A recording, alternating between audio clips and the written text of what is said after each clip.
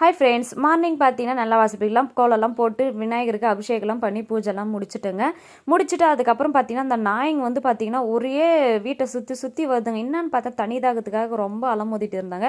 நான் எல்லாருக்கும் ஒரு விஷயம் சொல்வது பார்த்தீங்கன்னா, நம்மளால் முடிஞ்ச உதவி அந்த வாயில்லாத ஜீவனுக்கு ஒரு ஹெல்ப் பண்ணணும்னு நினச்சிங்கன்னா நம்ம ஒரு டப்பாவில் தண்ணி பிடிச்சி அது வைங்க. அந்த தண்ணிக்காக அதுங்க அலமோதும் போது பார்க்கும்போது பார்த்தா ரொம்ப கஷ்டமாக இருக்குதுங்க. நான் தினமும் பார்த்தீங்கன்னா ஒரு டப்பாவில் நாய்க்குட்டிங்களுக்கும் தண்ணி வைப்பேன், சவுத்து மேலே காக்காங்களுக்கும் குருவிங்களுக்கும் தண்ணி வைப்பேன். நீங்களும் முடிஞ்ச அளவுக்கு இந்த ஹெல்ப் எல்லாரும் பண்ணுங்க. இப்போ பார்த்தீங்கன்னா தமிழ் வருடப்பிறப்பு வரப்போகுது. அதனால் பார்த்தீங்கன்னா கொஞ்சம் கிச்சன் கிளீனிங் ஒர்க்லாம் ஸ்டார்ட் பண்ணிட்டேன் நேற்றே.